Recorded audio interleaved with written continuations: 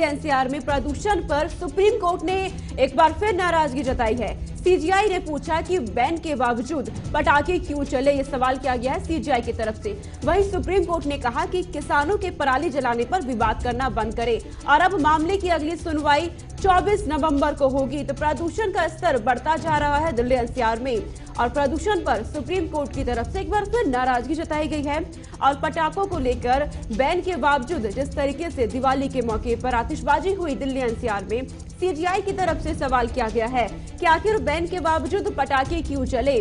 वहीं किसानों की पराली को लेकर के जिस तरीके से कहा जा रहा है कि पराली की वजह से प्रदूषण बढ़ रहा है, सुप्रीम कोर्ट ने कहा है कि किसानों की पराली जलाने पर विवाद करना बंद करे। अब इस मामले में अगली सुनवाई 24 नवंबर को होनी है।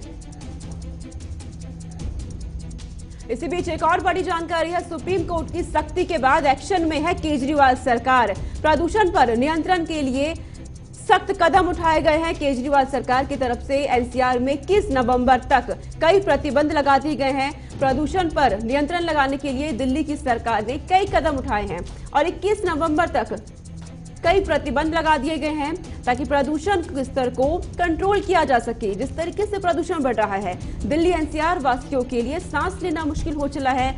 सुप्रीम कोर्ट में सुनवाई भी चल रही है। सुप्रीम कोर्ट की तरफ से नाराजगी भी लगातार जाहिर की जा रही है। अब दिल्ली की केजरीवाल सरकार एक्शन मोड में आ गई है। राजधानी में प्रदूषण पर एक्शन। आपको बता दें, स्कूल कॉलेज अगले आदेश तक के लिए पूरी तरह बंद रहेंगे। वहीं 21 नवंबर तक निर्माण कार्यों पर प्रतिबंध रहेगा और सरकारी दफ्तरों में 100% वर्क फ्रॉम होम लागू किए गए हैं। तो सरकारी कर्मचारी वर्क फ्रॉम होम करेंगी।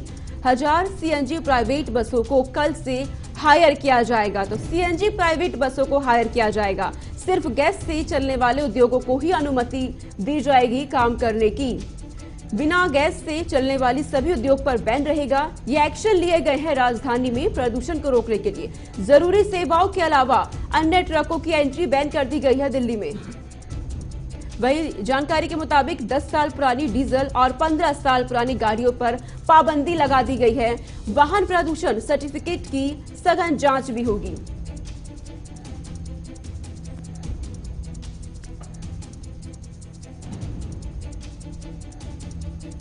तो फायर ब्रिगेड की मदद से 13 हॉट स्पॉट पर पानी का छिड़काव भी किया जा रहा है।